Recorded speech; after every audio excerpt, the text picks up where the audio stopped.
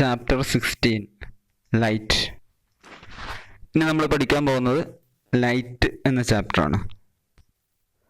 ഈ ചാപ്റ്ററിൻ്റെ കുറച്ച് ഭാഗങ്ങൾ, ഇതുമായി ബന്ധപ്പെട്ട ചില ഭാഗങ്ങൾ നമ്മൾ കഴിഞ്ഞ ക്ലാസ്സുകളിലൊക്കെ പഠിച്ചിട്ടുണ്ട്. ലൈറ്റ്, ഷാഡോ, അതേപോലെ ലൈറ്റിൻ്റെ റിഫ്ലക്ഷൻസ്, മിററിൽ, ലെൻസിലൊക്കെ ലൈറ്റ് എങ്ങനെ റിഫ്ലക്റ്റ് ചെയ്യുന്നത് തുടങ്ങിയ കാര്യങ്ങളൊക്കെ നമ്മൾ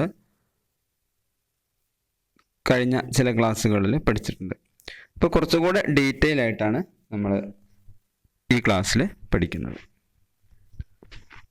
എങ്ങനെയാണ് നമ്മൾ വസ്തുക്കളെ കാണുന്നത്? നമുക്ക് ഒരു വസ്തുവിനെ കാണാൻ നമ്മളെ സഹായിക്കുന്നത് ലൈറ്റാണ്. ലൈറ്റ് ഇല്ലാത്ത അവസ്ഥയിൽ നമുക്ക് ഒരു വസ്തുവിനെയും കാണാൻ കഴിയില്ല.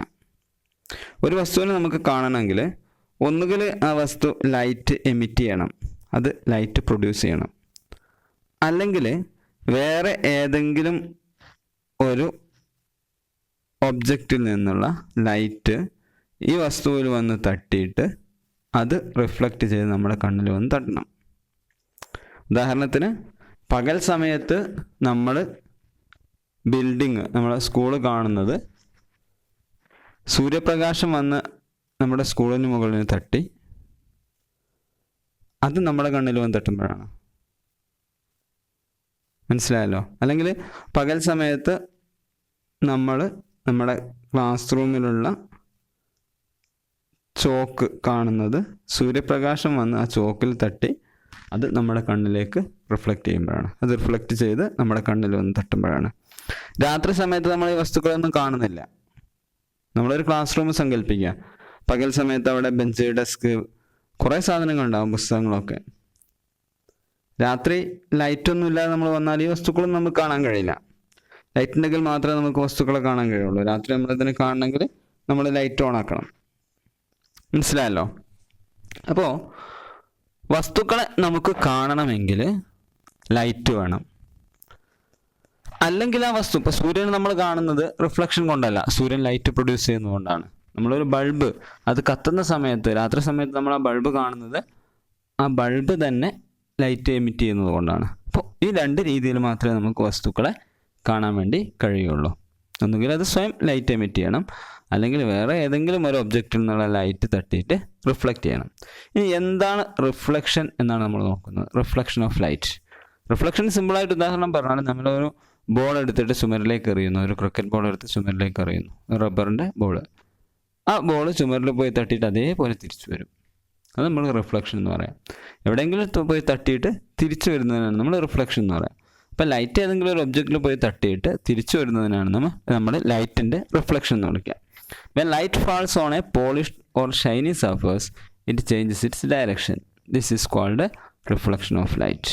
ഒരു പോളിഷ്ഡ് ആയിട്ടുള്ള, ഒരു ഷൈനി ആയിട്ടുള്ള, നല്ല സ്മൂത്ത് ആയിട്ടുള്ള ഒരു സർഫസിൽ ലൈറ്റ് വന്ന് തട്ടിയിട്ട് അത് തിരിച്ചു വരുന്നതിനാണ് നമ്മൾ റിഫ്ലക്ഷൻ ഓഫ് ലൈറ്റ് എന്ന് വിളിക്കുന്നത്. എപ്പോഴും സ്മൂത്ത് തന്നെ ആയിക്കോളുന്നില്ല, ഏത് സർഫസിൽ ലൈറ്റ് തട്ടിയാലും റിഫ്ലക്റ്റ് ചെയ്യും.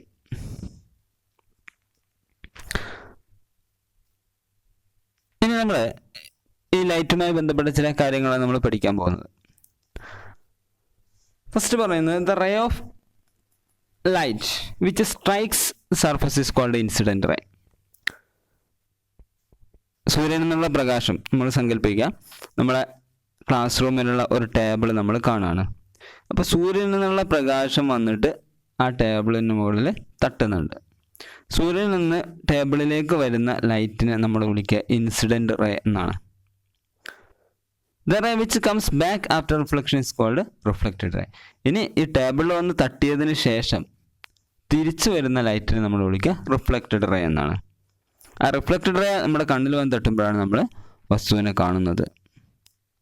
നിങ്ങൾക്ക് സിമ്പിളായിട്ട് ചെയ്ത് നോക്കാം. ഒരു ടോർച്ച് എടുത്തിട്ട് നിങ്ങളുടെ വീട്ടിലുള്ള കണ്ണാടിയിലേക്ക് അടിച്ചു നോക്കുക. അലമാരിയിലോ മറ്റുള്ള ഒരു കണ്ണാടിയിലേക്ക് അടിച്ചു കഴിഞ്ഞാൽ ലൈറ്റ് അങ്ങോട്ട് പോകും, അതിൽ തട്ടിയിട്ട് റിഫ്ലക്റ്റ് ചെയ്ത് വരും. അപ്പം അങ്ങോട്ടേക്ക് പോകുന്ന, നമ്മൾ ടോർച്ചിൽ നിന്ന് അങ്ങോട്ട് പോകുന്ന ലൈറ്റിനാണ് നമ്മൾ ഇൻസിഡൻറ്റ് റേ എന്ന് വിളിക്കുക. തിരിച്ചു വരുന്ന ലൈറ്റിനെ നമ്മൾ റിഫ്ലക്റ്റഡ് റേ എന്നാണ് വിളിക്കുക. ഇനി ഇവിടെ ചിത്രത്തിൽ കാണിച്ചിട്ടുള്ള ഇതൊരു മിററാണ്. ഈ കാണിച്ചിട്ടുള്ളതൊരു മിററാണ്. ഈ മിററിലേക്ക് വന്ന് തട്ടുന്ന ഈ റേ, ഇതാണ് ഇൻസിഡൻറ്റ് റേ. ഇവിടെ വന്ന് തട്ടുന്ന ഈ പോയിന്റിനെ നമ്മൾ വിളിക്കുക പോയിന്റ് ഓഫ് ഇൻസിഡൻസ് എന്നാണ്. Point of incidents. ഇനി തിരിച്ചു പോകുന്ന റേനെ നമ്മൾ വിളിക്കുക റിഫ്ലക്റ്റഡ് റേ എന്നാണ്. മനസ്സിലായല്ലോ? വന്ന് തട്ടുന്ന റേ നമ്മൾ ഇൻസിഡന്റ് റേ എന്ന് വിളിക്കും. തിരിച്ചു പോകുന്ന റേ നമ്മൾ റിഫ്ലക്റ്റഡ് റേ എന്നും വിളിക്കും. ഈ ഇൻസിഡന്റ് റേയും റിഫ്ലക്റ്റഡ് റേയും കൂടെ കൂട്ടിമുട്ടുന്ന ഒരു പോയിന്റ് ഉണ്ട്. നമ്മുടെ പോയിന്റ് ഓഫ് ഇൻസിഡൻസ് എന്ന് പറഞ്ഞാൽ ആ ഒരു പോയിന്റ്. ആ ഒരു പോയിന്റിൽ നിന്ന് നമ്മളൊരു സ്ട്രെയിറ്റ് ലൈൻ വരയ്ക്കാം. 90 ഡിഗ്രി ഒരു ലൈൻ വരച്ചാൽ അതിനെ നമ്മൾ വിളിക്കുന്ന പേരാണ് നോർമൽ, അല്ലെങ്കിൽ ഈക്വൽസ് എന്നൊക്കെ വിളിക്കും. The perpendicular line drawn at the point of incidence is called normal. Point of ഇൻസിഡൻസിൽ പെർപെൻഡിക്കുലർ ആയിട്ട് നമ്മൾ വരയ്ക്കുന്ന ലൈനിനെയാണ് നമ്മൾ നോർമൽ എന്ന് വിളിക്കുന്നത്. പോയിന്റ് ഓഫ് ഇൻസിഡൻസിൽ പെർപെൻഡിക്കുലർ ആയിട്ട് വരയ്ക്കുന്ന ലൈൻ. അങ്ങനെ വരച്ചു കഴിഞ്ഞാൽ സ്വാഭാവികമായിട്ട് ഇൻസിഡന്റ് റേയുമായിട്ടും റിഫ്ലക്റ്റഡ് റേയുമായിട്ടും ഓരോ ആംഗിൾ ഫോം ചെയ്യും അല്ലേ? ഒരു ട്രയാങ്കിൾ പോലെ മാറും. അതുകൊണ്ട് തന്നെ ഒരു ആംഗിൾ ഫോം ചെയ്യും. അപ്പം ഇൻസിഡന്റ് റേയും നോർമലും തമ്മിൽ മേക്ക് ചെയ്യുന്ന ആംഗിളിനെ നമ്മൾ വിളിക്കുക ആംഗിൾ ഓഫ് ഇൻസിഡൻസ് എന്നാണ്. ഇൻസിഡന്റ് റേയും നോർമലും തമ്മിൽ മേക്ക് ചെയ്യുന്ന ആംഗിൾ നമ്മൾ ആംഗിൾ ഓഫ് ഇൻസിഡൻസ് എന്ന് വിളിക്കുക. അതിന് നമ്മൾ ഐ കൊണ്ട് റെപ്രസെൻ്റ് ചെയ്യും. ഇനി റിഫ്ലക്റ്റഡ് റേയും നോർമലും തമ്മിൽ മേക്ക് ചെയ്യുന്ന ആംഗിൾ നമ്മൾ ആംഗിൾ ഓഫ് റിഫ്ലക്ഷൻ എന്ന് വിളിക്കും. അതിന് നമ്മൾ 6 കൊണ്ട് റെപ്രസെൻ്റ് ചെയ്യും. മനസ്സിലായോ? angle between normal and incident ray is called angle of incidence, and the angle between normal and reflected ray is called angle of reflection. ഇത്ര ഓർത്താൽ മതി. വന്ന് ഇൻസിഡൻറ്റ് ചെയ്യുന്ന തട്ടുന്ന റേ നമ്മൾ ഇൻസിഡൻറ്റ് റേ എന്ന് വിളിക്കും. തിരിച്ചു പോകുന്നതിന് നമ്മൾ റിഫ്ലക്റ്റഡ് റേ എന്ന് വിളിക്കും. പെർപെൻഡിക്കുലർ ആയിട്ട് നമ്മൾ ആംഗിൾ ഓഫ് ഇൻസിഡൻസിൽ വരയ്ക്കുന്ന ലൈൻ നമ്മൾ നോർമൽ എന്ന് വിളിക്കും. ആംഗിൾ ഓഫ് ഇൻസിഡൻറ്റ് റേയും നോർമലും തമ്മിലുള്ളത് ആംഗിൾ ഓഫ് ഇൻസിഡൻസ്, റിഫ്ലക്റ്റഡ് റേയും ആംഗിൾ ഓഫ് നോർമലും തമ്മിലുള്ളത് ആംഗിൾ ഓഫ് റിഫ്ലക്ഷൻ. ഇൻസിഡൻറ്റ് റേയും നോർമലും തമ്മിലുള്ള ആംഗിൾ ഓഫ് ഇൻസിഡൻസ്, റിഫ്ലക്റ്റഡ് റേയും നോർമലും തമ്മിലുള്ള ആംഗിൾ ഓഫ് റിഫ്ലക്ഷൻ. പേരുകൾ തന്നെ ഓർത്ത് വെച്ചാൽ മതി. ഐ കൊണ്ട് മാറുകൊണ്ട് നമ്മളിതിനെ റെപ്രസെൻ്റ് ചെയ്യും.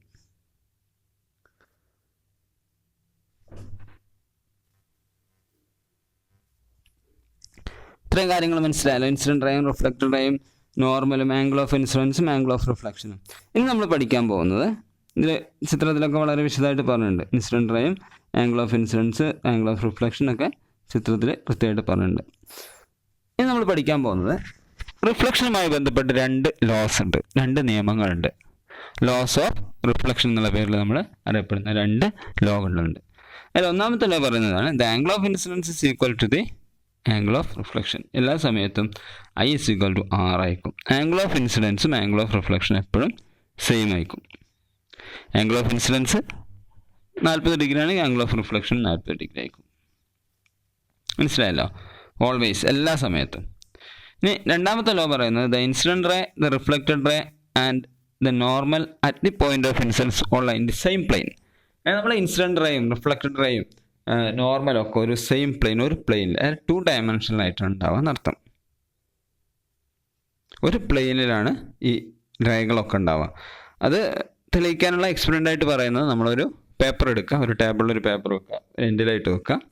എന്നിട്ട് ഒരു ടോർച്ച്, ഒരു കണ്ണാടി എടുത്തിട്ട് ആ പേപ്പറിൻ്റെ ഒരു എൻഡിൽ വെച്ചിട്ട് ഈ പേപ്പറിന് മുകളിലൂടെ കണ്ണാടിയിലേക്ക് ലൈറ്റ് അടിക്കുക. അപ്പോൾ ഈ പേപ്പറിന് മുകളിലൂടെ ലൈറ്റ് ഇങ്ങനെ പോകുന്ന നമുക്ക് കാണാം, കണ്ണാടിയിൽ തട്ടി റിഫ്ലക്റ്റ് ചെയ്ത് വരുന്നതും കാണാം. അല്ല, ഒരു പ്ലെയിനിൽ തന്നെ ഉണ്ടാവാം, ആ പേപ്പറിൽ തന്നെ ഉണ്ടാവാം. ആ പേപ്പർ നമ്മൾ ഒരു സൈഡിൽ മടക്കിയാൽ ആ ലൈറ്റ് അവിടെ മടങ്ങുമ്പോൾ അത് നേരെ പോകും. ഓക്കെ, ലൈറ്റ് ഇതൊക്കെ ഒരു പ്ലെയിനിലാണ്. ഇതാണ് 2 ലോസ് ഓഫ് റിഫ്ലക്ഷൻ എന്ന് പറയുന്നത്. Angle of incidence is always equal to angle of reflection. അതുപോലെ തന്നെ incident, reflected and normal at the point of incidence all in the same plane. അത് കാണിക്കാനുള്ള ഒരു ചെറിയ ഒരു സാധനമാണ് ചിത്രത്തിൽ കാണുന്നത്. ഇനി നമ്മൾ ഡിസ്കസ് ചെയ്യാൻ പോകുന്നത് പ്ലെയിൻ മിററിനെ കുറിച്ചാണ്. നമ്മൾ സാധാരണ വീട്ടിൽ കാണാൻ നമുക്ക് നോക്കാൻ ഉപയോഗിക്കുന്ന കണ്ണാടി, അതാണ് നമ്മൾ പ്ലെയിൻ മിറർ എന്നുള്ള പേരിൽ നമ്മൾ വിളിക്കുന്ന സാധനം. ഈ പ്ലെയിൻ മിററിൽ ഫോം ചെയ്യുന്ന ഇമേജിന് കുറേ പ്രത്യേകതകളുണ്ട്. മുൻ ക്ലാസ്സിൽ നമ്മൾ പഠിച്ച കാര്യമാണിത്. പ്ലെയിൻ മിററിൽ എങ്ങനെയാണ് നമ്മൾ മുഖം കാണുന്നത്? അത് വളരെ പോളിഷ്ഡ് ആയിട്ടുള്ള സർഫസാണ്. കണ്ണാടി തന്നെ വളരെ മിനുസുള്ള സർഫസാണ്. ഏത് സർഫസും വളരെ സ്മൂത്ത് ആണെങ്കിൽ അത് കണ്ണാടി പോലെ ആക്ട് ചെയ്യും. അത് നമുക്ക് നമ്മളെ ഫേസ് കാണാൻ വേണ്ടി പറ്റും. കണ്ണാടി തന്നെ ആവണമെന്നൊന്നുമില്ല. തെളിഞ്ഞ വെള്ളത്തിൽ നമ്മൾ മുഖം കാണാറുണ്ട്.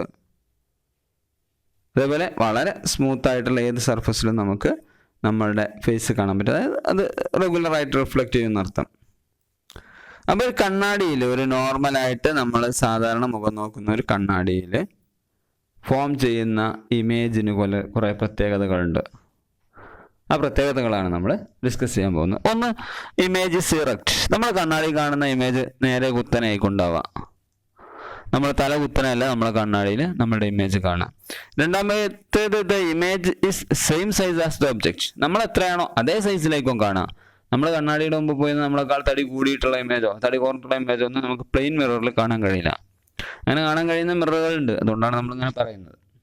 നമ്മൾ എത്ര സൈസിലാണോ ഒബ്ജക്റ്റ് ഉള്ള അതേ സൈസിലുള്ള ഇമേജാണ് നമുക്ക് കാണാൻ പറ്റുക. അതുപോലെ തന്നെ സെയിം ഡിസ്റ്റൻസിലായിരിക്കും. നമ്മൾ എത്ര അകലത്തിലാണോ കണ്ണാടിയുടെ എത്ര അകലത്തിലാണോ നമ്മൾ നിൽക്കുന്നത്, കണ്ണാടിക്കുള്ളിൽ കാണുന്ന ഇമേജും അതേ അകലത്തിലായിരിക്കും. നമ്മളൊരു സ്റ്റെപ്പിന് മുമ്പിൽ ഒരു കണ്ണാടി വെച്ചിട്ട് നമ്മളിങ്ങനെ സ്റ്റെപ്പ് ഇറങ്ങി വന്നാൽ നമ്മുടെ ഇമേജും ഇങ്ങനെ സ്റ്റെപ്പ് ഇറങ്ങി വരും. നമ്മൾ കണ്ണാടിയിൽ പോയി തൊട്ടാൽ നമ്മുടെ ഇമേജ് കണ്ണാടിയിൽ ടച്ച് ചെയ്യും. അതായത് ഏത് ഡിസ്റ്റൻസിലാണോ നമ്മൾ നിൽക്കുന്നത് അതേ ഡിസ്റ്റൻസിലാണ് നമുക്ക് ഇമേജ് കാണാൻ വേണ്ടി കഴിയുക. The image is virtual. Virtual എന്നാൽ cannot be obtained on a screen. ഒരു സ്ക്രീനിൽ കിട്ടുന്ന ഇമേജ് എല്ലാം ഉണ്ടാവുക. നമുക്ക് ആ കണ്ണാടിയിൽ കാണാനേ കഴിയുള്ളൂ. അതിന് സ്ക്രീനിലേക്ക് നമുക്ക് കിട്ടില്ല. അങ്ങനെയുള്ള ഇമേജുകളെയാണ് നമ്മൾ വിർച്വൽ ഇമേജ് എന്ന് വിളിക്കുന്നത്.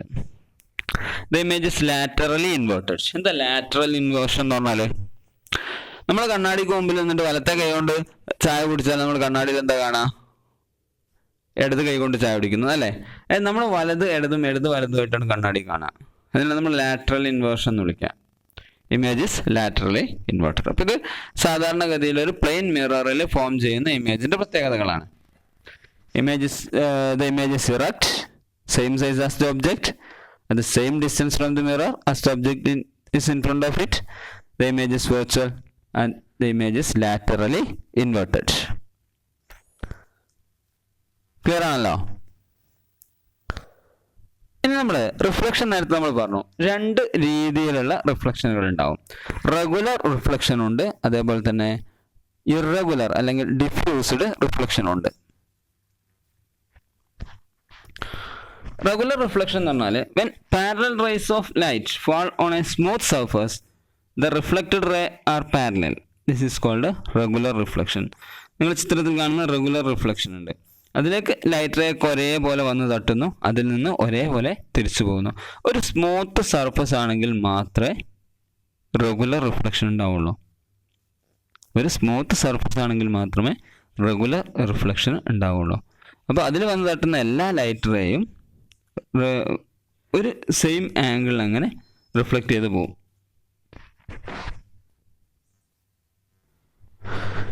ഇങ്ങനെ റെഗുലർ റിഫ്ലക്ഷൻ ഉണ്ടായിക്കഴിഞ്ഞാൽ ആ ഒരു ഒബ്ജക്റ്റിൻ്റെ ഒരു ഇമേജ് ഫോം ചെയ്യും. അപ്പോൾ നമ്മൾ കണ്ണാടിയിലൊക്കെ റെഗുലർ റിഫ്ലക്ഷൻ ആണ്. അതേസമയം when parallel rays of light fall on A rough surface reflected raise are not parallel. ഒരു റഫ് സർഫസിൽ വന്ന് തട്ടുന്നത് പാരലായിട്ടല്ല തിരിച്ചു പോവുക. അതിനാണ് നമ്മൾ ഡിഫ്യൂസ്ഡ് റിഫ്ലക്ഷൻ അല്ലെങ്കിൽ ഇറഗുലർ റിഫ്ലക്ഷൻ എന്ന് വിളിക്കുന്നത്. ഡിഫ്യൂസ്ഡ് റിഫ്ലക്ഷൻ ഉണ്ടായിക്കഴിഞ്ഞാൽ ഒരു ഇമേജ് ഒരിക്കലും ഫോം ചെയ്യില്ല. അപ്പോൾ അതിൻ്റെ കാരണം നിങ്ങൾക്ക് മനസ്സിലായിട്ടുണ്ടാവും. ഇവിടെ ഒരു സ്മൂത്ത് സർഫസ് ആണ്. അപ്പോൾ ഇതിൽ വന്ന് തട്ടുന്നതെല്ലാം ഒരേപോലെ റിഫ്ലക്റ്റ് ചെയ്തു. എന്നാൽ ഇവിടെ അങ്ങനെയല്ല. ഇവിടെ എവിടെയാണോ ഒന്ന് തട്ടുന്നത് അതിനനുസരിച്ച് ഉണ്ടാവുക. ഇവിടെയാണോ ഒന്ന് തട്ടുന്നതെങ്കിൽ സ്വാഭാവികമായിട്ട് ഇങ്ങോട്ടേക്ക് റിഫ്ലക്റ്റ് ചെയ്യും. മനസ്സിലായില്ലേ? അപ്പോൾ ഇവിടെയാണോ ഒന്ന് തട്ടുന്നത് ഇങ്ങോട്ട്. അപ്പോൾ ഓരോ എവിടെയാണോ തട്ടുന്നത് അതിനനുസരിച്ചാണ് റിഫ്ലക്ഷൻ ഉണ്ടാവുക. ഇവിടെ തട്ടിക്കഴിഞ്ഞാൽ ഇങ്ങനെ റിഫ്ലക്റ്റ് ചെയ്യും. അപ്പോൾ ഇറഗുലർ റിഫ്ലക്ഷൻ സംഭവിക്കുമ്പോൾ നമ്മളെ സർഫസ് എന്തായിരിക്കില്ല, സ്മൂത്ത് ആയിരിക്കില്ല എന്നർത്ഥം. സർഫസ് സ്മൂത്ത് ആണെങ്കിൽ മാത്രമേ റെഗുലർ റിഫ്ലക്ഷൻ ഉണ്ടാവുള്ളൂ. സർഫസ് സ്മൂത്ത് അല്ലെങ്കിൽ ഇറഗുലർ റിഫ്ലക്ഷനാണ് ഉണ്ടാവുക. റെഗുലർ റിഫ്ലക്ഷൻ ആണെങ്കിൽ ഒരു ഇമേജ് ഫോം ചെയ്യും, ആ ഇമേജ് നമുക്ക് കാണാൻ കഴിയും. ഇറഗുലർ റിഫ്ലക്ഷൻ ആണെങ്കിൽ ഇമേജ് ഫോം ചെയ്യില്ല. അതുകൊണ്ടാണ് ചുമരിൽ നോക്കുമ്പോൾ നമ്മളുടെ മുഖം നമുക്ക് കാണാത്തത്. ശരിക്കും സൂര്യപ്രകാശം നമ്മളെ മുഖത്ത് വന്ന് തട്ടിയിട്ട് അത് വാൾസിൽ പോയി തട്ടി വീണ്ടും റിഫ്ലക്റ്റ് ചെയ്ത് നമ്മളെ കണ്ണിൽ വന്ന് തട്ടുന്നുണ്ട്. ശരിക്കും നമ്മൾ കണ്ണാടിയിൽ നമ്മളെ മുഖം കാണുന്നത് പോലെ.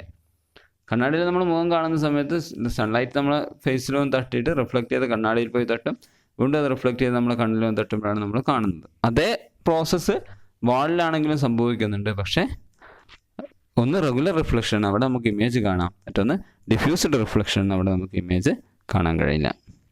മനസ്സിലായല്ലോ? ഇനി മൾട്ടിപ്പിൾ ഇമേജസ് ആണ്. When two mirrors are kept inclined at an angle, they can together form multiple images. രണ്ട് മിററുകൾ എടുത്തെടുത്ത് വെച്ച് കഴിഞ്ഞാൽ മൾട്ടിപ്പിൾ ഇമേജുകൾ, ഒന്നിൽ കൂടുതൽ ഇമേജുകൾ ഫോം ചെയ്യും. This is because image is formed by one mirror forms the object for the other mirror. നമ്മൾ ബാർബർ ഷോപ്പ് പോയി കഴിഞ്ഞാൽ നമുക്ക് കാണാം, നമ്മളുടെ മുമ്പിലും പുറകിലൊക്കെ ആയിട്ട് കുറേ ഇമേജുകൾ നമുക്ക് കാണാൻ പറ്റും. എന്താ സംഭവിക്കുക? മുൻപിലൊരു കണ്ണാടി വെച്ചിട്ടുണ്ടാവും, പുറകിലൊരു കണ്ണാടി വെച്ചിട്ടുണ്ടാവും. ആ കണ്ണാടി കുറച്ച് ചെരിച്ചാണ് വെച്ചിട്ടുണ്ടാവുക, ശ്രദ്ധിച്ചാൽ മനസ്സിലാവും. അപ്പം നമുക്ക് എന്ത് ചെയ്യാം? നമ്മളെ മുഖവും കാണാം, പുറകുവശവും കാണാം. അതിങ്ങനെ അങ്ങോട്ടും ഇങ്ങോട്ടും ഒരു ഇമേജ് മറ്റൊന്നിൻ്റെ ഒബ്ജക്റ്റാവും, ഒരു ഒബ്ജക്റ്റ് മറ്റൊന്നിൻ്റെ ഇമേജാവും, അതങ്ങനെ മാറി മാറി മാറി ഇങ്ങനെ പോകും. അപ്പോൾ നമ്മൾ വെക്കുന്ന ആംഗിളിനനുസരിച്ച് ഇമേജുകളുടെ എണ്ണം കൂടും. 45 ഡിഗ്രിയിലാണെങ്കിൽ 7 ഇമേജ് വരെ നമുക്ക് ഫോം ചെയ്യാൻ പറ്റും. 120 ഡിഗ്രിയിലാണ് വെക്കുന്നത്, ഒരു ഇമേജ് മാത്രമേ ഫോം ചെയ്യാൻ കഴിയുള്ളൂ. മനസ്സിലായല്ലോ? അപ്പോൾ ഇതാണ് നമ്മൾ സാധാരണ ഗതിയിൽ കടകളിലൊക്കെ, ബേക്കറികളിലോ അതേപോലെ കടകളിലൊക്കെ ഇങ്ങനെയുള്ള ടെക്നിക്ക് ഉപയോഗിക്കാറുണ്ട്. ആകെ കുറച്ച് ലഡു മതി, പുറത്തുനിന്ന് നോക്കുന്നവന് കടയിൽ നിറച്ചും ലഡു കാണും. അപ്പോൾ അയാൾ കുറേ ലഡു ഉണ്ടെന്ന് വിചാരിച്ച് അവിടെ കയറി വാങ്ങിക്കോളും. മനസ്സിലായല്ലോ? അപ്പോൾ ശരിക്കും സംഭവം കുറച്ചേ ഉണ്ടാവുള്ളൂ, എന്നാൽ അതിൻ്റെ ഇമേജാണ് നമ്മൾ കൂടുതലായിട്ട് കാണുക. ഗോൾഡ് അതേപോലുള്ള പല സാധനങ്ങളും ഈ ഒരു ടെക്നിക്ക് ചെയ്യാറുണ്ട്. ക്ലിയർ ആണല്ലോ? ബാക്കി ഇപ്പോൾ നമ്മൾ ഇത്രയും പ്രധാനമായിട്ട് ഡിസ്കസ് ചെയ്തത് റിഫ്ലക്ഷൻ എന്താണെന്ന് ഡിസ്കസ് ചെയ്തു. അതോടൊപ്പം തന്നെ ലോസ് ഓഫ് റിഫ്ലക്ഷൻ, പിന്നെ ആംഗിൾ ഓഫ് ഇൻസിഡൻസും ആംഗിൾ ഓഫ് റിഫ്ലക്ഷൻ ഒക്കെ നമ്മൾ ഡിസ്കസ് ചെയ്തു. പിന്നെ നമ്മൾ പ്ലെയിൻ മിററിൻ്റെ ഇമേജ് ഫോർമേഷൻ, അതിൻ്റെ പ്രത്യേകതകൾ പറഞ്ഞു. Multiple images, regular reflection and diffused reflection. നോക്കുക, എന്തെങ്കിലും സംശയങ്ങളുണ്ടെങ്കിൽ ചോദിച്ച് ക്ലിയർ ചെയ്യാം.